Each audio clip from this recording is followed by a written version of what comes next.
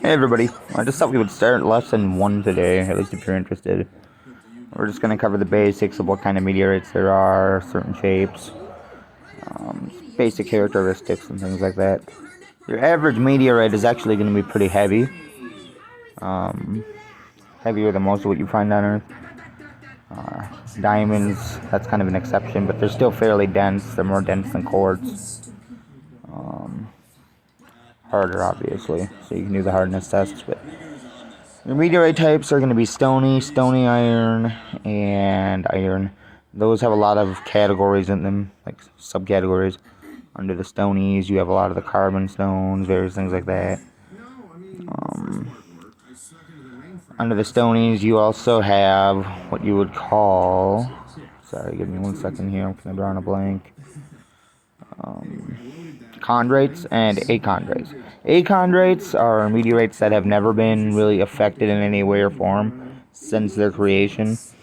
In other words, they haven't been heated, they haven't crystallized. It's basically the element in and of itself, like carbon or whatever, you know. Then you have basically your stonies. They tend to have iron in them no matter what. I think it's something around like maybe, I don't know, they'll be like little flakes. It's like under 7% or something like that. It's been a long time since I've looked up the statistic. Beyond there, as far as it goes, I'm pretty sure a lot of the meteors, from what I remember, were anywhere from about 30 to 90% iron. That's at least if you find those ones. I've been doing a little bit more research into the science behind where and why I find the things I do and everyone else finds what they do.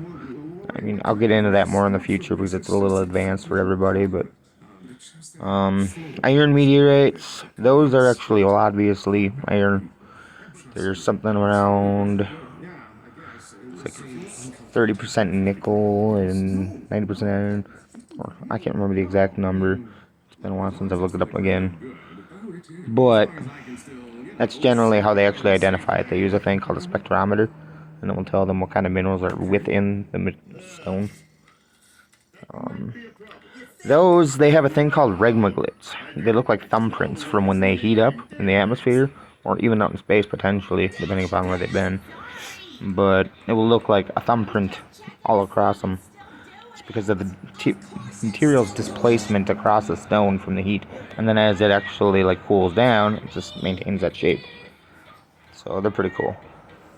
Stony irons, obviously they have stone and iron, but they have actually a pretty cool type of thing to them. Probably one of the most famous meteorites out there.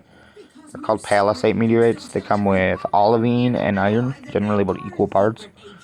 But those are worth some real money. Yeah, carbon minerals, or the carbon meteorites, those are known to hold some of the most unique things known in meteoric history. Basically, signs of life, amino acids, things like that. I don't know how many signs of life exactly, but I don't know. I'm still learning. I just started learning what I did, so that way I could actually start finding things, and now I made it pretty far, but I still have a long way to go. So hopefully you guys will take the journey with me. So anyways, have a good day, everybody.